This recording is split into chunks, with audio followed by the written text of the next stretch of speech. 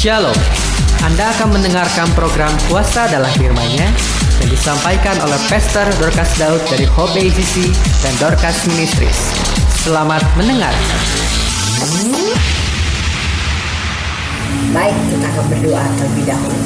Terima kasih Bapa Surgawi untuk hari ini, hari yang sangat diberkati, hari yang sangat diurapi, hari yang sangat menyenangkan.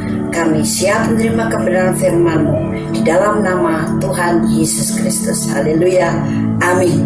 Firman Tuhan yang akan kita baca pada kesempatan ini adalah di dalam 1 Korintus 13 ayat yang ke-11.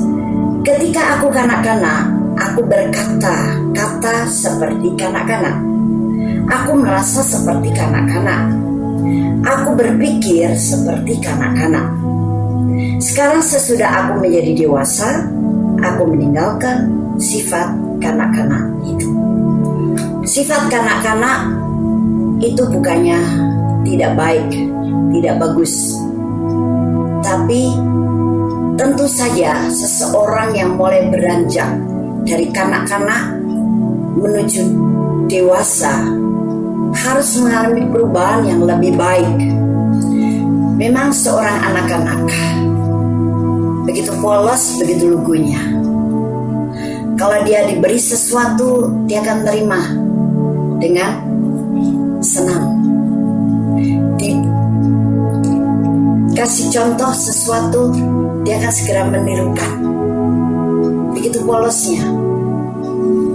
Kalau ada situasi yang tidak dia sukai, dia menangis. Kalau ada sesuatu yang disukai, dia tertawa.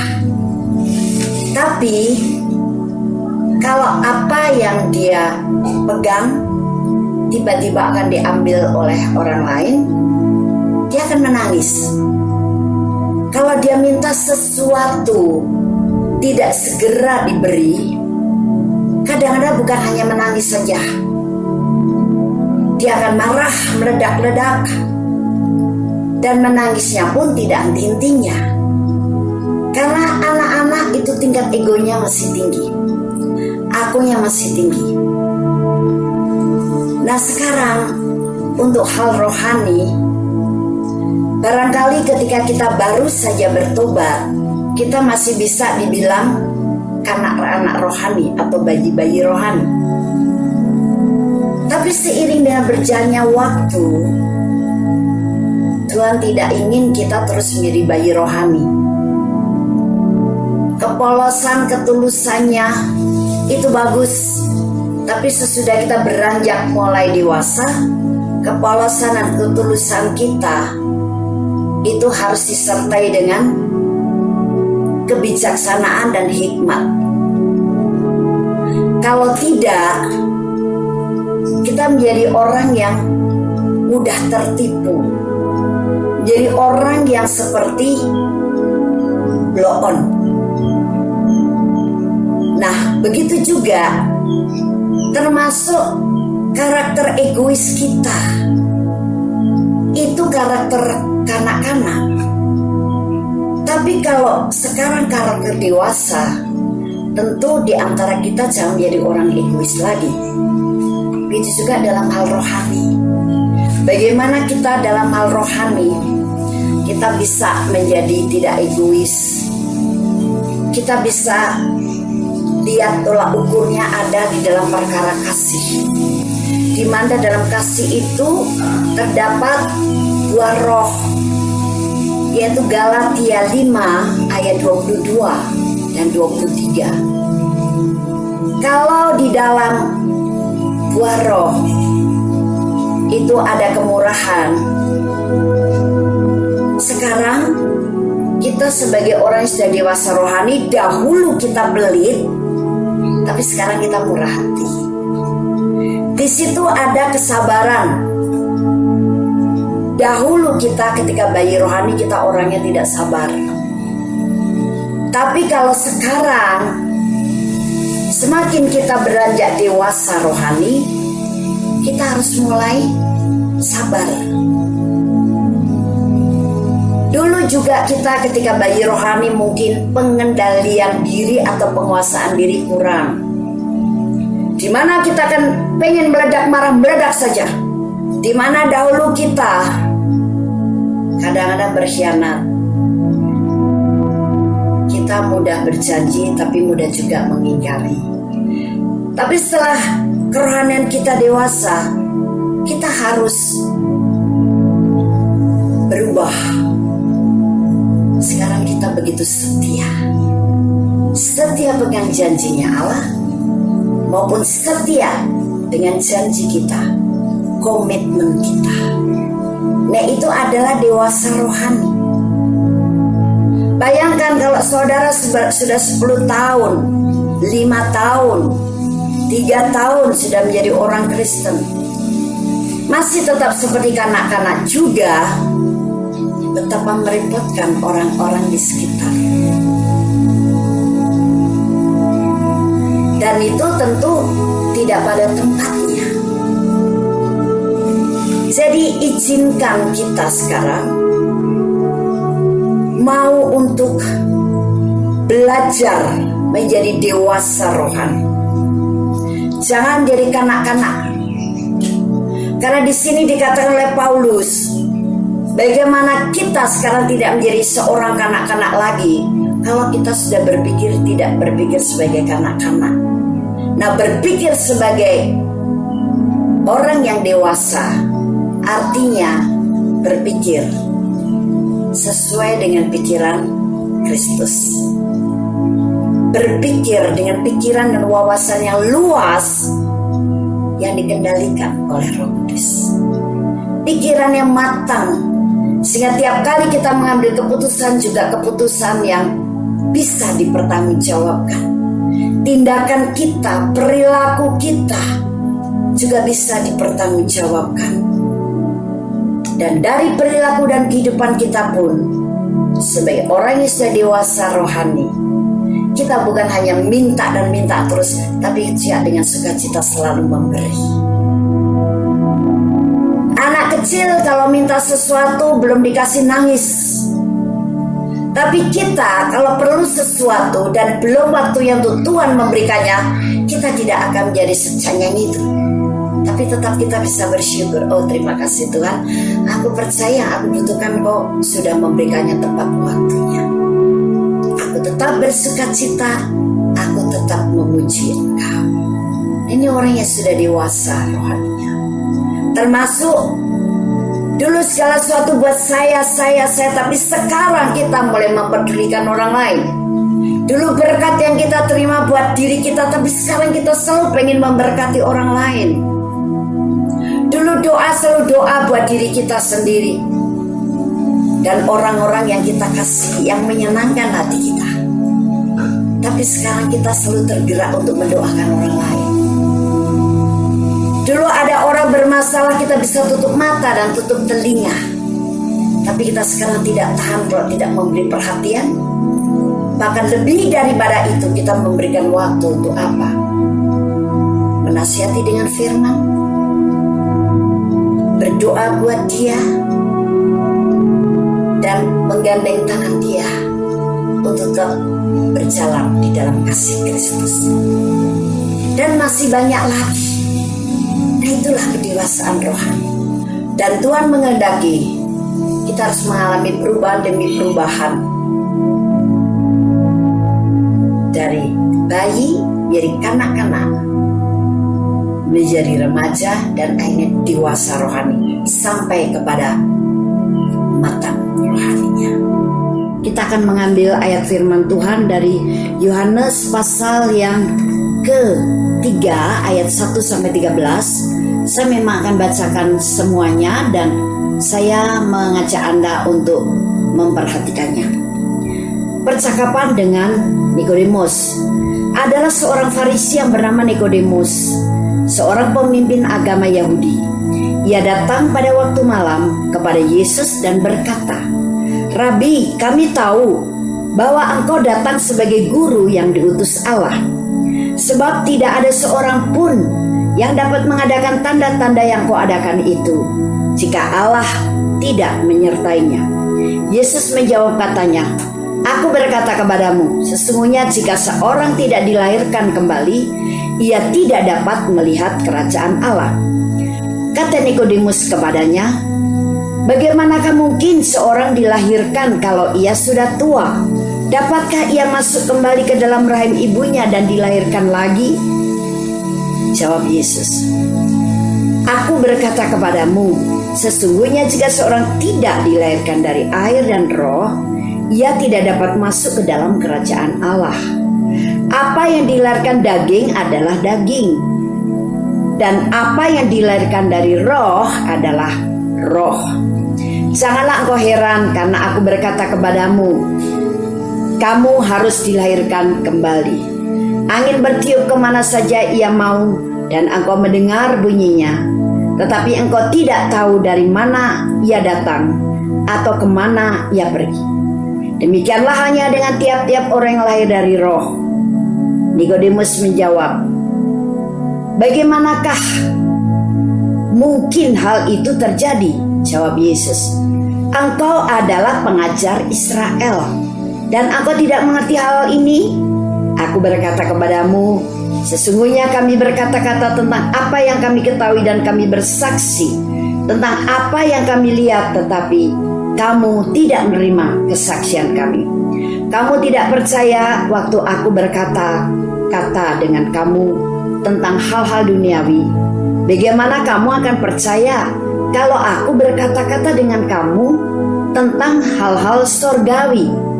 Tidak ada seorang pun yang telah naik ke surga selain daripada Dia yang telah turun dari surga, yaitu Anak Manusia." Nah, siapakah Nikodemus? Nikodemus itu bukan orang biasa atau masyarakat biasa. Tapi tadi Alkitab mencatat bahwa Nikodemus adalah seorang pemimpin agama Yahudi. Itu yang pertama. Dan yang kedua, kedudukannya adalah pengajar Israel. Sangat tinggi jabatannya. Dan kita selalu berpikir bahwa orang-orang yang jabatannya tinggi, orang-orang yang kelihatan dari kondisi sosial yang tinggi, itu adalah orang yang sombong, orang yang keras hati, orang yang congkak, orang yang degil. Apalagi untuk mendengar sampai mempercayai hal-hal yang kelihatannya tak nampak, termasuk hal rohani. Banyak orang di dunia berpikir, yang penting kita lihat realita lah. Nggak usah terlalu muluk-muluk, nggak usah terlalu mikirin yang nggak kelihatan. Nggak usah mikirin hal itu dulu, itu masih nanti. Seringkali manusia berpikir seperti itu. Tapi Nikodemus ternyata lain daripada yang lain. Sekalipun dia berkedudukan tinggi dan dia pemimpin, pengajar, tapi dia sangat rendah hati. Mengapa saya katakan rendah hati? Karena ketika dia mendengar ada seseorang bernama Yesus mengajar tentang kerajaan Allah, melakukan banyak mujizat-mujizat, dia bukannya bertanya-tanya, "Masa sih? Kok kamu bilang dia luar biasa? Orang di mana-mana juga biasa-biasa saja." Atau mungkin dia iri hati ketika dia mulai lihat orang-orang banyak yang mencari Yesus, dan dia berusaha mempengaruhi orang-orang itu untuk tidak datang kepada Yesus, dan dia menunjukkan akan kehebatannya. Tapi Nikodemus tidak seperti itu. Bahkan dia merendahkan hati datang kepada Yesus dan bertanya sesuatu yang bisa mengherankan kita. Karena yang dia tanyakan adalah bagaimana orang bisa melihat kerajaan Allah. Bukankah dia seorang pemimpin agama Yahudi? Bukankah dia seorang pengajar rohani untuk orang Israel? Dia rohaniawan loh, dia ahli kitab loh. Tapi dia tidak malu. Bahkan dia merendahkan hati, terlebih dahulu mendatangi Yesus untuk bertanya tentang kebenaran yang hakiki. Bagaimana seseorang bisa masuk dalam kerajaan Allah? Nikodemus. Mengapa dia seperti itu?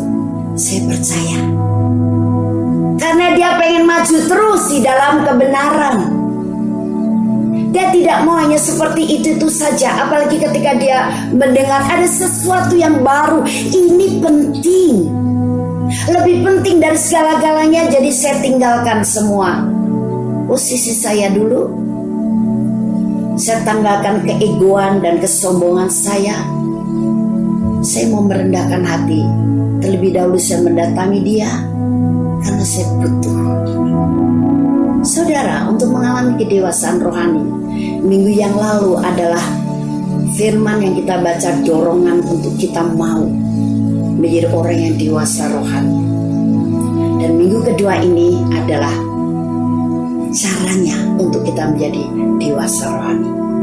Yang pertama, rendahkan hatimu untuk engkau mau belajar dan belajar terus sesuatu yang baru.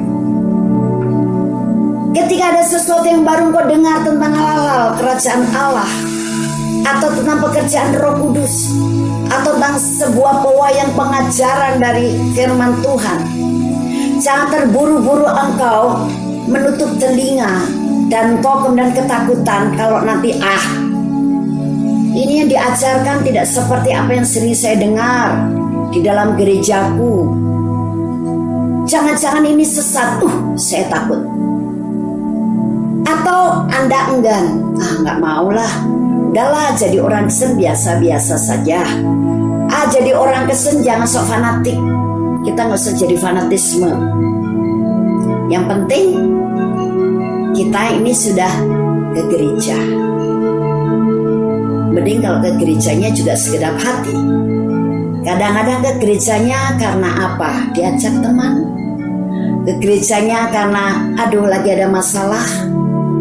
Saya harap gereja bisa menolong saya. Saya lagi butuh sesuatu, saya harap gereja bisa memberi kepada saya. Atau hal-hal yang lain. Atau itu hanya menjadi sebuah kebiasaan, sebuah rutinitas hari Minggu ke gereja. Corona seperti ini nggak bisa pergi beribadah ke gedung gereja. Tapi apakah kemudian kita juga tidak beribadah? Kita bersyukur bahwa pemerintah memberikan kesempatan kita untuk tetap beribadah di rumah masing-masing. Nah, kalau kita sudah dewasa rohani, sekalipun kita sekarang diharuskan beribadah di rumah dengan keluarga sendiri, atau kalau Anda seorang diri Anda beribadah sendiri, tidak menjadi masalah, tidak menjadi persoalan, tidak menghambat untuk kita terus bersemangat beribadah, tidak membuat kita enggan, tidak membuat kita malas. Ibadah saya ke gereja biasanya dulu-dulu bukan karena siapa-siapa, tapi karena saya butuh. Saya beribadah bukan hanya punya janji dengan teman-teman atau dengan keluarga. Habis ibadah kita renang, habis ibadah kita window shopping ke mall, habis ibadah kita makan bareng-bareng. Bukan itu. Tapi ibadah adalah satu ucapan syukur dari hatiku yang mengasihi dan beriman kepadanya. Karena ibadah adalah perjumpaan kita dengan Yesus, dan berjumpa dengan Yesus bukan hanya pada waktu ibadah. Setiap saat, di mana saja.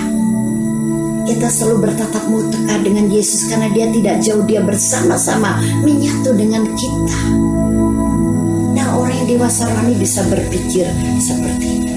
Sehingga seseorang yang mau dewasa rohani,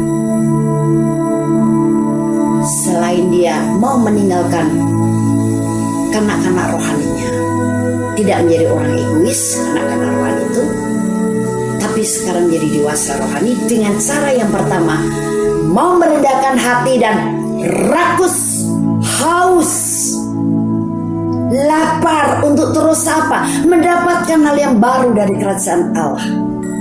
Dan segera setelah kita mendapat hal yang baru, kita segera mau mempelajarinya bersama dengan pimpinan Roh Kudus.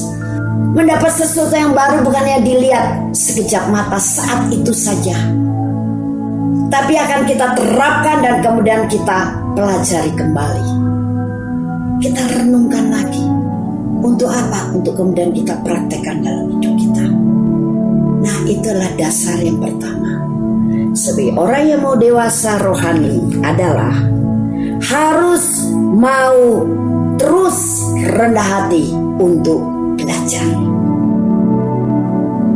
Dan Roh Kudus tidak akan pelit, Roh Kudus tidak akan menghemat untuk terus mengajar engkau, memberikan pewahyuan, memberikan pengertian akan rahasia-rahasia kerajaan Allah yang sangat berguna untuk kita. Orang seperti inilah yang sudah menuju kepada kedewasaan rohani. Ya, firman Tuhan dari 2 Timotius 4 ayat yang 13 mengatakan demikian. Jika engkau kemari, bawa juga jubah yang kutinggalkan di Troas, di rumah Karpus, dan juga kitab-kitabku, terutama perkamen itu. Ini adalah surat yang ditulis oleh Paulus ketika dia berada di dalam penjara. Bagaimana dia dalam penjara, dalam kondisi situasi yang mengurung dia, tapi roh jiwanya tidak terpenjara. Tubuhnya terpenjara tapi rohnya tetap bebas, rohnya tetap merdeka. Karena memang kemerdekaan di dalam roh kita dapatkan di dalam Yesus Kristus. Itu sebabnya sekalipun dia di penjara, semangatnya tidak pernah pudar. Bahkan kegemarannya, kesukaannya adalah kitab-kitab. Dia minta ketika anak rohaninya ada yang datang, yaitu Timotius akan datang, disuruh bawakan selain jubahnya, tapi juga kitab-kitab itu. Tentu kitab-kitab yang ada di tangan Paulus bukan kitab-kitab tentang novel picisan, tentang drama-drama, tentang dongeng-dongeng, bukan. Tentu karena dikatakan kitab-kitab, pasti hal-hal yang berisi rohani. Dan ini adalah kesukaan Paulus.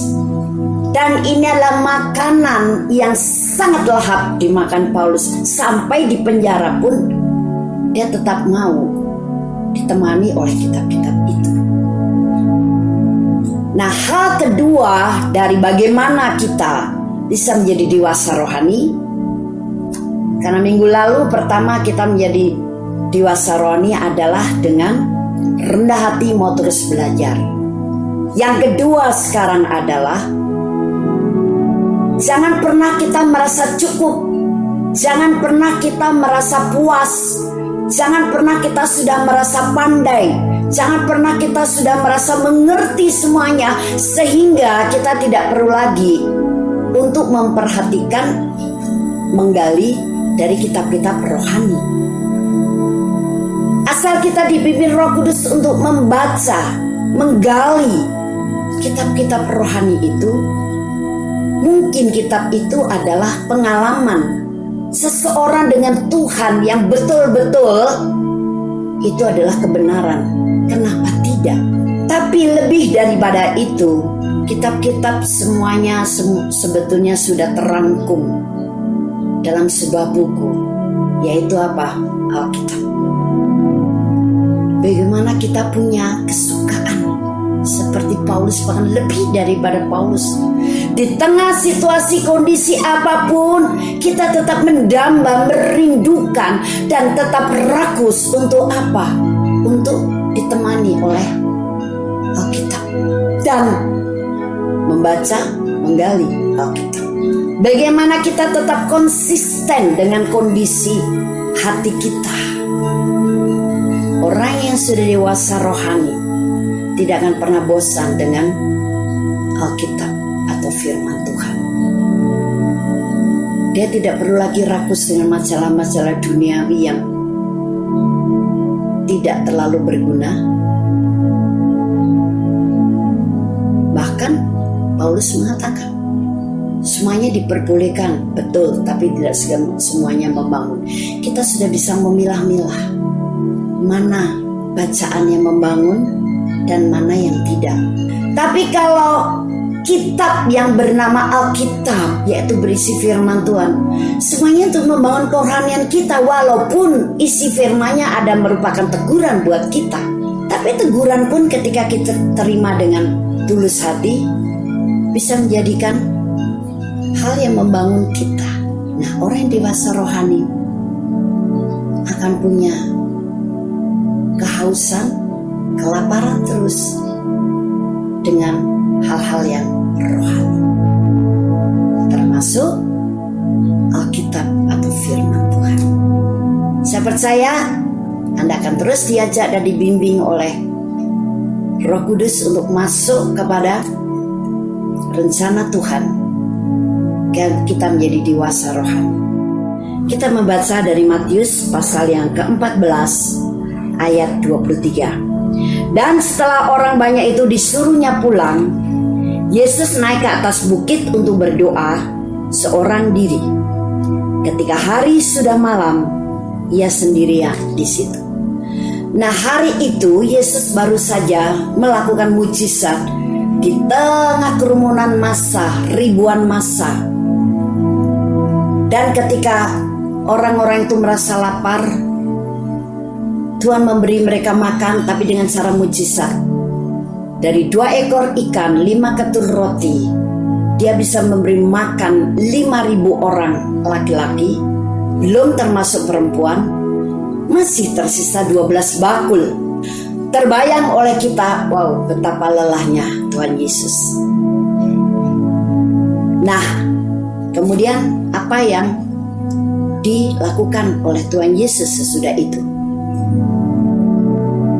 Tuhan Yesus memerintahkan untuk murid-muridnya meninggalkannya terlebih dahulu.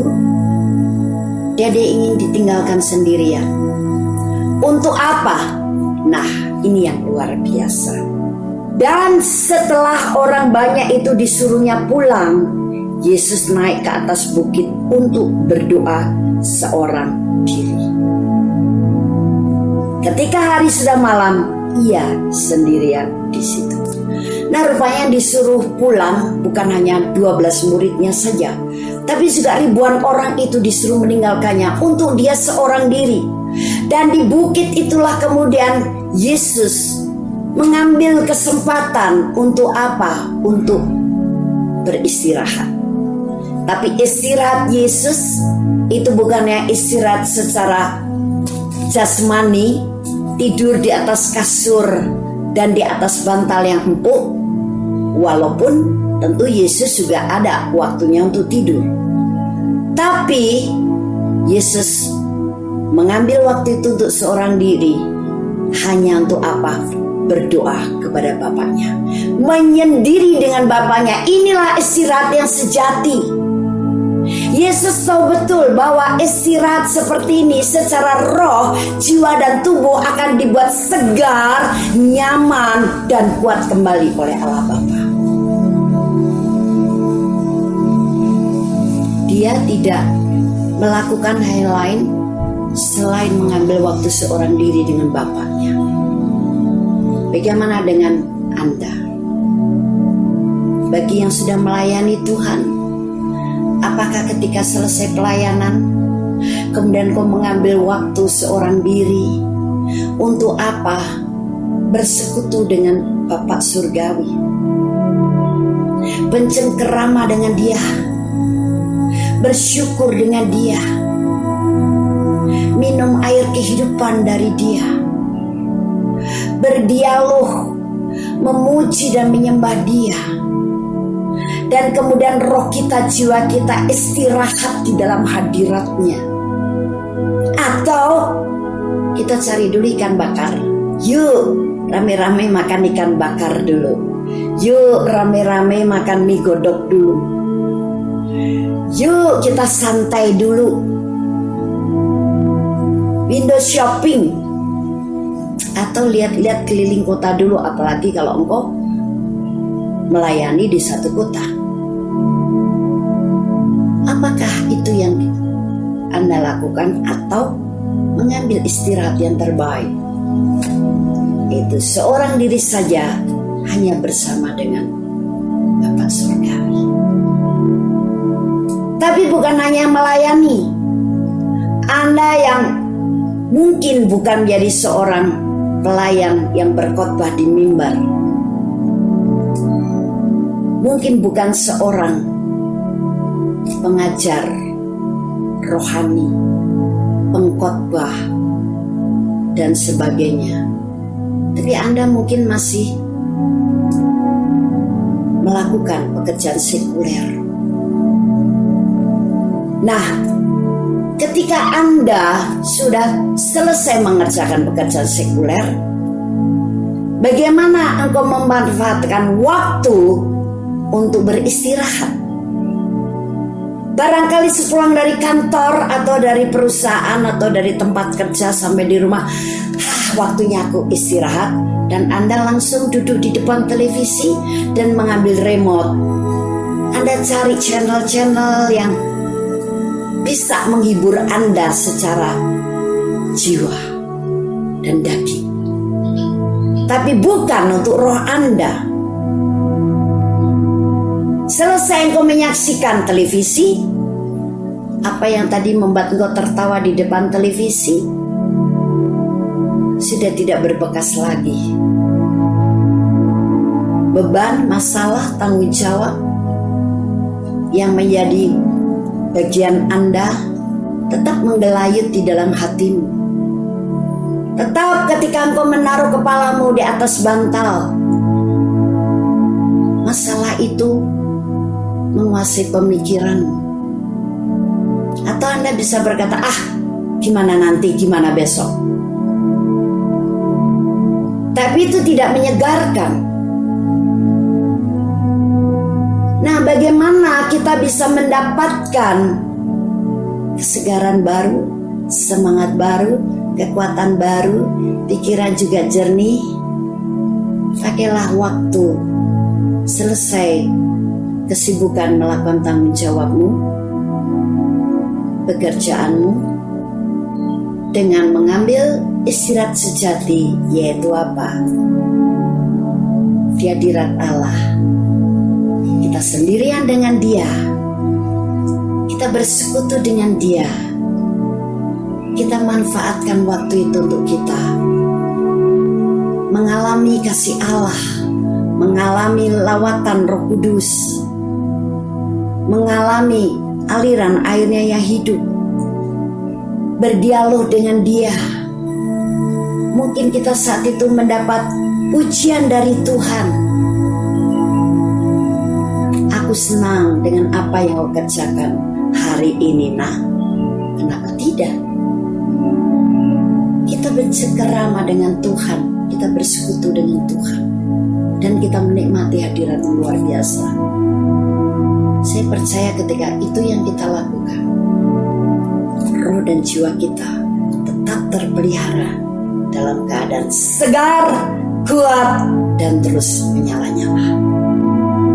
Tapi bukan berarti saya menganjurkan untuk Anda menghancurkan televisi Anda supaya tidak menonton. No. Tapi bijaksanalah mempergunakan waktu. Kalau Anda mau mendapat yang terbaik dalam beristirahat, pilihlah istirahat yang sejati. Itu adalah dengan bersekutu pribadi dengan Tuhan, menyendiri saja dengan Dia, maka kita akan mendapat berkat rohani, materi jasmani yang baru dari Dia.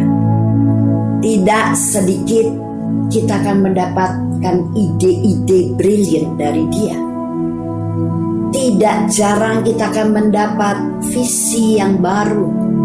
Kita mendapat pewahyuan yang baru, inspirasi dari Roh Kudus untuk kita kerjakan.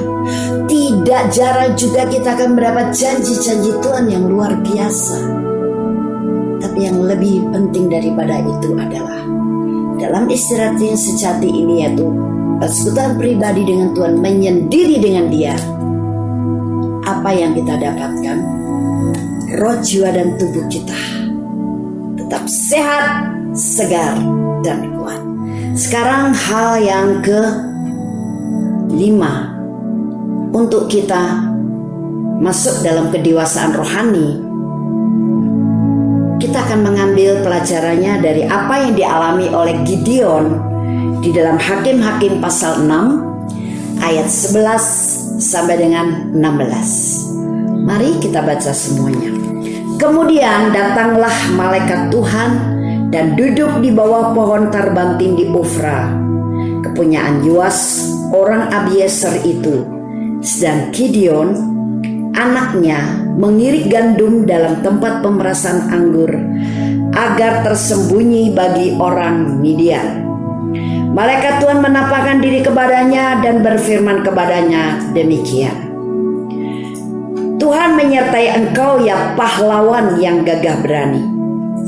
Jawab Gideon kepadanya, ah Tuanku, jika Tuhan menyertai kami, mengapa semuanya ini menimpa kami? Di manakah segala perbuatan yang ajaib yang diceritakan oleh nenek moyang kami kepada kami ketika mereka berkata, bukankah Tuhan telah menuntun kita keluar dari Mesir?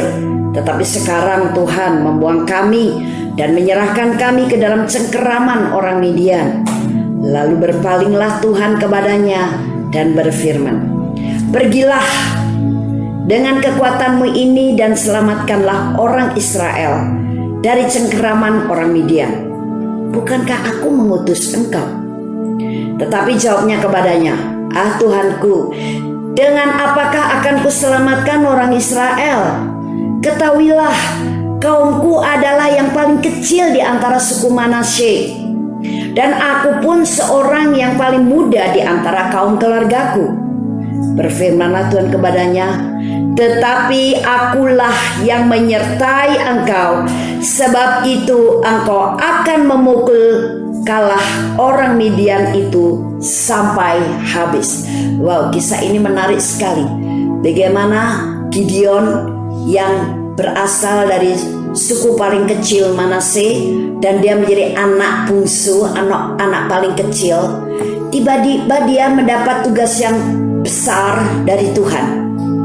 Di sini tulisan malaikat Tuhan adalah huruf besar. Jadi malaikat Tuhan dalam huruf besar ini yang dimaksud adalah Tuhan. Ternyata Tuhan menghampiri sendiri kepada Gideon. Tuhan yang mendatangi Gideon sendiri secara pribadi dan berkata, kamu akan aku pakai untuk mengalahkan orang Midian. Gideon terkejut karena dia menyadari keberadaannya, dia menyadari kondisinya. Apalagi dia merasa dari suku yang terkecil dari Manasye. Dia anak paling kecil, apa yang bisa aku lakukan? Dan bagaimana mungkin? Aku tidak bisa apa-apa, aku terlalu lemah. Aku pasti tidak dipandang oleh orang lain, bahkan mungkin orang memandang aku hanya sebelah mata. Keterkejutan Gideon pasti amat sangat, karena dia tidak menduga bahwa dia akan dihadiri oleh malaikat Tuhan dalam huruf besar, artinya didatangi oleh Tuhan dan dipercaya untuk menerima tugas yang mulia, membebaskan bangsa Israel, bangsa umat kepunyaan Allah sendiri dan bangsa dikasih oleh Tuhan. Dari apa? Dari Midian, orang-orang Midian. Sampai Gideon kembali lagi beralasan, Tuhan, kata nenek moyang kami, kita kan sudah dibawa keluar dari tanah perbudakan dari Mesir.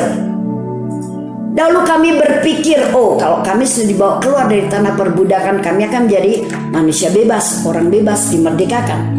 Bukan lagi menjadi budak, bukan lagi terkekang, bukan lagi tertindas, bukan lagi dikuasai oleh bangsa lain, bukan lagi dibebodoh oleh bangsa lain. Tapi kenyataannya kami justru sekarang di bawah kekuasaan dan penindasan orang Midian. Mengapa engkau biarkan itu terjadi, Tuhan?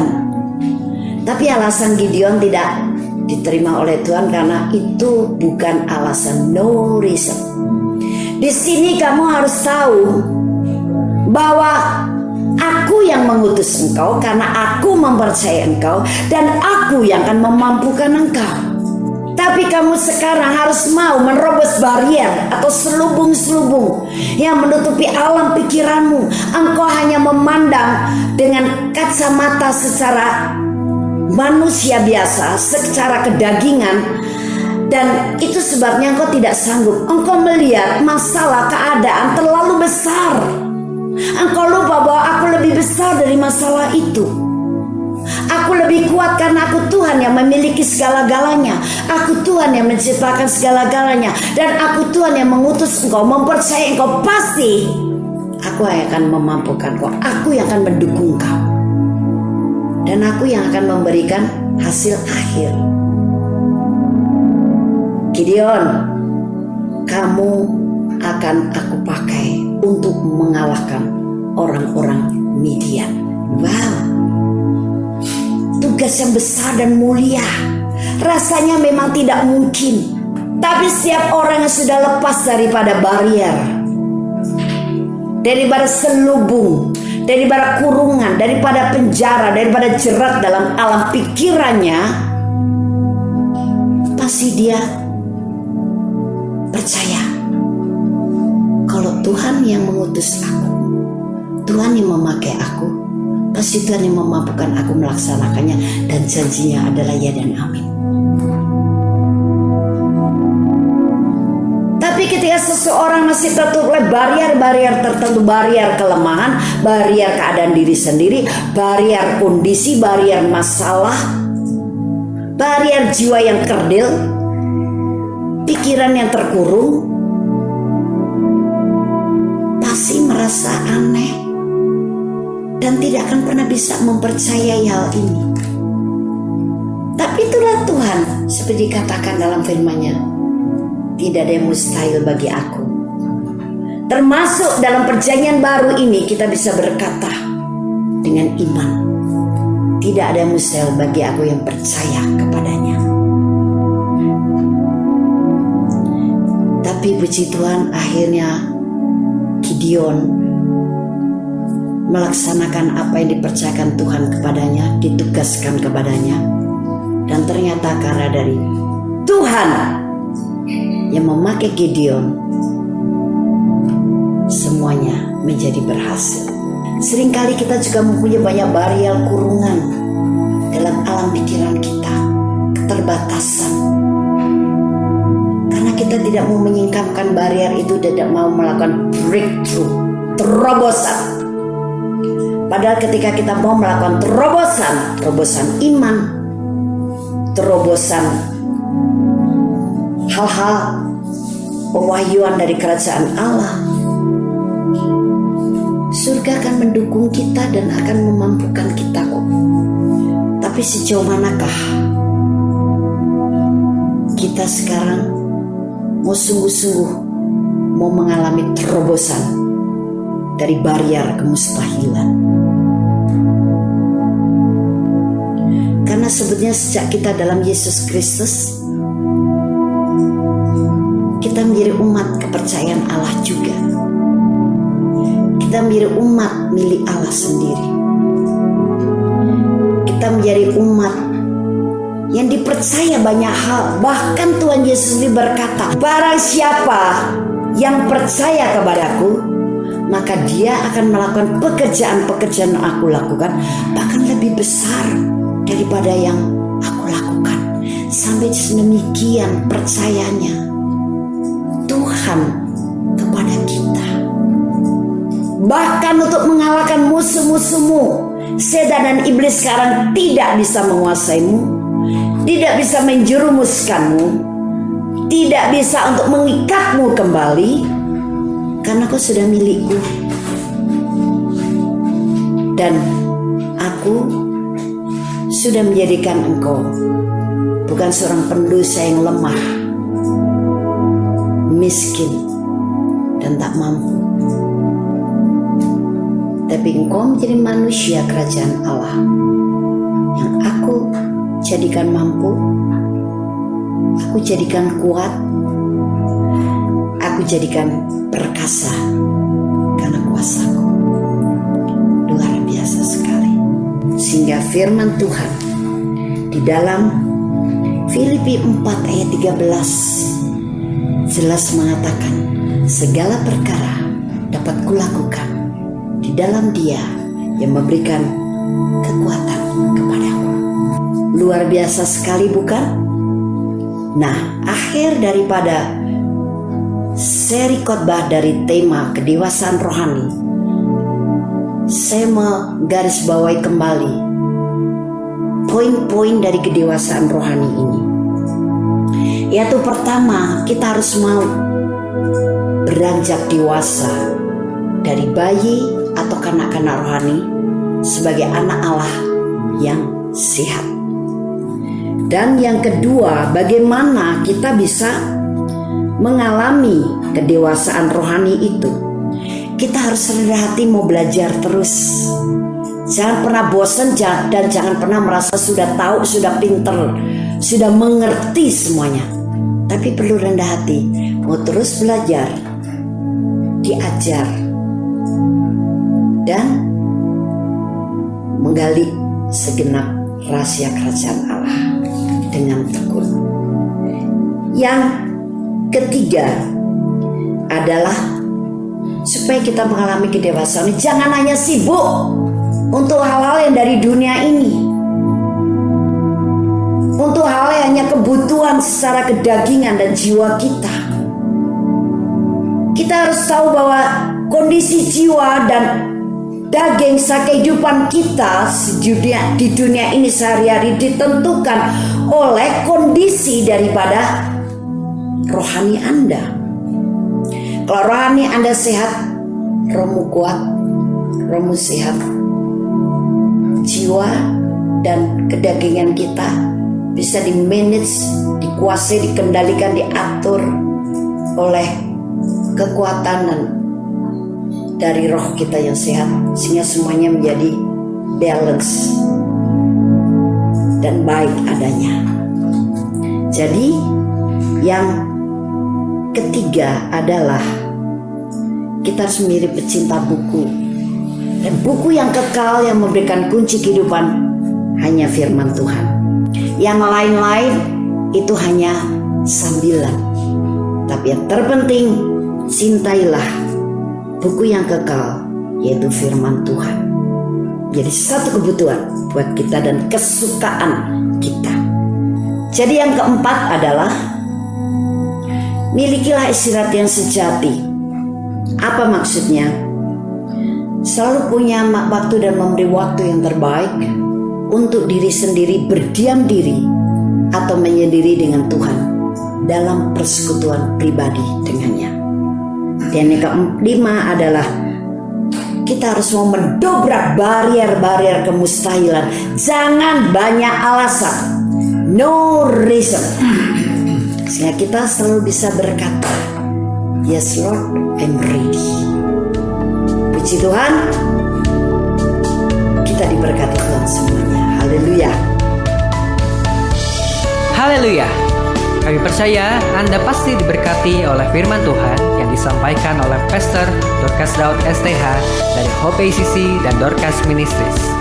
Dan bila Anda memiliki pertanyaan seputar kegiatan pelayanan kami, Anda dapat menghubungi kami di 08 222 703 0006.